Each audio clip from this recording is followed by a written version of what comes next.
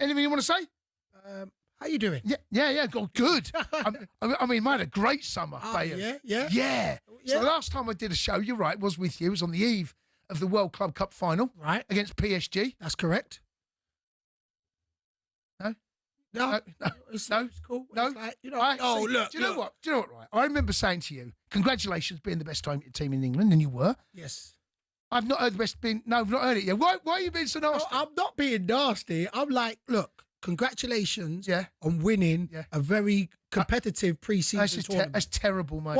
That's terrible. I'll just break down the details. Congratulations on winning a very competitive preseason tournament. Oh, it's terrible. No, you don't like that? No, I just want to congratulate being world champions. That's I said this. No? Okay. No? But you gave them no hope. Do you not remember? I remember saying, I said, we've got to bring a Ray game. You said, You've got to bring a Ray game. We did. No, you did. No, listen. Look, all jokes aside, whatever tournament you're in, it doesn't matter if it's a grassroots or a preseason tournament, you want to go and win it. You want to win it. And Chelsea won it and won it very, very well. Yeah. Like Cole Palmer, he is something special. Okay, look, we're going to talk about Chelsea later in the show. We've got Kwaku Afari. He's going to join us. But that goes to show, actually, we are capable of giving it to the big dogs. But you've always been that, though. You was always capable. Recently. No, don't do this. See, what you Chelsea, and especially you, but what you Chelsea, fans were like... Still not congratulations on being World Club champions. I said congratulations on winning a competitive pre-season tournament. Can't do it, can you? I'm just saying. I said congratulations on being the best. If you won it, congratulations on being your world champions. Oh, that's very kind. You're so welcome. How long does it take him? You're so welcome. 8.5 minutes. You are so welcome. But what it was, up until December, late December, you had a chance to go top of the league. We did. So you was playing well. So you always had the ability to turn up when you turned up. That hasn't changed. Even now, if Chelsea turns up, they're a problem. But to be able to win, you have to be consistent. Yep. So that's the thing. So if Chelsea turns up, they're a problem for any team. I don't care what anybody says. And they show that against PSG. But it's just how consistent. And consistency is what wins the big trophies, not just the pre-season tournament. There we go. Didn't last long. It didn't last long. But you're well. How's your summer been? It's been very well, to be fair. You have, the Celebrity SAS is out. Oh, wowzers. Yeah. So it's out now? It's out now. Where can we watch it? Channel 4, Sundays and Mondays. So when did it start? Started last week. That was the first episode. And people would have saw that, and you feature heavily in it, do you? Yeah, boy, listen, the crazy thing is, anybody that knows me, I'm scared of heights and I don't like water. Right. And it was heights and water was the whole thing. Because you're obviously you're a unit, right? Yeah, I'm not a small guy. I like the way you did that. No, I know, but sometimes you see like big guys and they're scared of certain things. Yeah, was that your? Oh my! Listen, if you didn't see the episode, it was me and Troy, and we had to kind of we had to do like the press ups on a mountain cliff. It didn't show how literally inside I was hella crying. Nah, man. Listen, I tell the world I'm scared.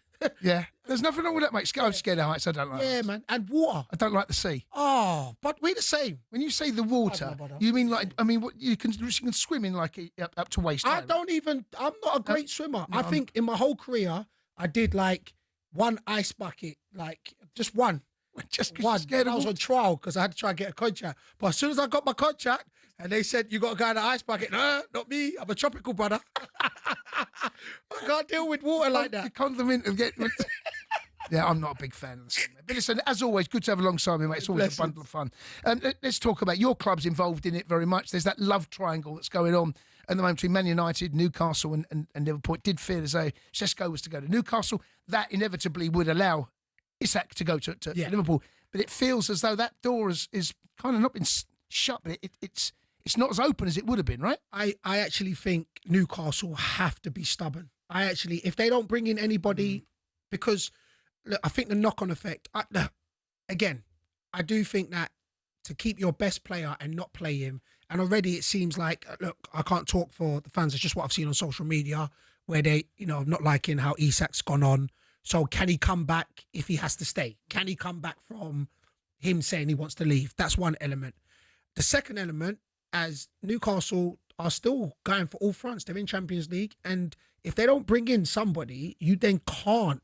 Literally, you can't let Isak go. You know, as Eddie Howe's got to be, but I've got to rather have him in the building than let him go. So, look, I would have preferred Sesko going to Newcastle, because then at least he would have said, we brought in a replacement. But as it looks like now, you know, I know Jackson's been linked with them, but if they don't bring in a striker, I can't see Isak leaving. What next for Newcastle? What a disaster of a summer it's been so far for the Magpies. TalkSPORT understands that RB likes it. For Benjamin Sesko, favours a move for Manchester United this summer instead of joining Newcastle. He reached full agreement with United on personal terms, apparently, and we expect to make the move to Old Trafford as early as next week. TalkSPORT chief football correspondent Alex Crook joined Adebayo and Simon Jordan earlier today and said that Newcastle have accepted defeat in the race for Sesko. Well, the latest is pretty grim reading, I think, for Newcastle fans. We reported yesterday Manchester United had finally come to the table with a rival bid to Newcastle's offer, actually worth slightly less than what Newcastle are prepared to pay, €75 million plus €10 million in add-ons. And I think once this offer went in, Newcastle fans feared the worst, because the brief coming out of Old Trafford, excuse me, was that Manchester United would only bid once they got buy-in from the player. And I've been told this morning Newcastle pretty resigned now to the fact that Sesko only wants to join Manchester United. No agreement between the two clubs yet, but they're working on that. But I'm told Newcastle will move on to alternative targets. Another blow for Eddie Howe. There's been a few deals that got a long way down the line that Newcastle haven't quite been able to pull off this summer.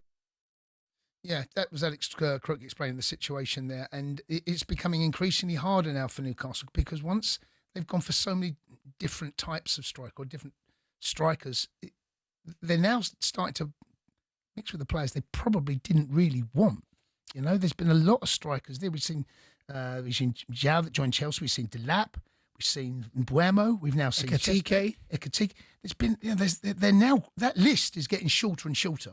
And you know, outside looking in, I think the way Newcastle's run, the manager, the fans, them from winning their first trophy last season, I don't understand how this is gone from such a successful season last season to all of a sudden it's seeming like nobody wants to play foot or not. You know what I mean? They're not getting their targets. It's, to be fair, it's come out the blue, and I'm actually curious to see or reason why this has happened, because now it will get to that, I won't say desperate, but you never want to get to a point where you're just filling a spot. You know, Eddie Howe would have had his targets, and now down the list. And listen, sometimes, you know, you have a short list of 5 players and you don't get them. But at this junction now, it looks like he's going to his 10th choice. And that, for me, is where the worry should be for Newcastle or everybody involved in Newcastle. There is some TalkSPORT breaking news here. TalkSPORT breaking news. My old mucker, Andy Goldstein, has only gone through to the next round. He's gone through, he's won 8-4. Congratulations to him, by the way. He was outstanding. And we're going to be speaking to him a little bit later on in the show.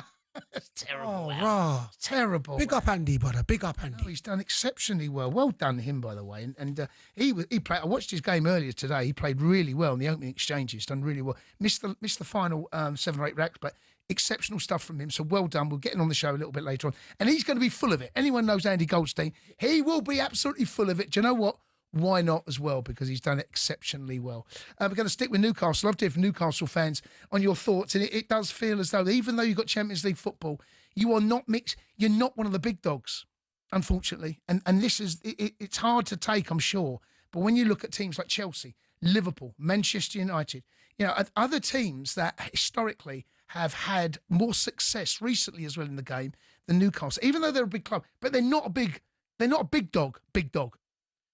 No, I get what you're saying. I think, listen, I think there is levels to it. They are big dogs, but then there's bigger dogs. There's bigger dogs. You know what I'm saying? What are they? What, they're not a Doberman or a Great They're not a Great Dane, are they? No, what are they? They're like Labrador. Labradors. Are they small with them? I don't really know the dog types. You know what I'm saying? I know the big Rottweilers and that. It's not a Scooby Doo. It's a Scrappy Doo. You said that. Newcastle fans, don't let him say this about your team out here. Call up and let him have it. You get what I'm saying? Scrappy. all mouth, all fart and no poo. Oh, jeez. You want all the smoke. But the reality is, Eddie Howe, and look, there's plenty of time for the window. It's still open. There's still time. But unfortunately, the numbers are dwindling. 03717223344. Taking your calls about Newcastle. Can you really call yourself an elite club when you're getting bullied again by the big dogs? And also, the players don't want to join you. Why? The Sports Bar with Jamie O'Hara and Jason Cundy. Monday to Thursday nights from 10 on AM, on DAB, via the talkSPORT app and on your smart speaker. talkSPORT.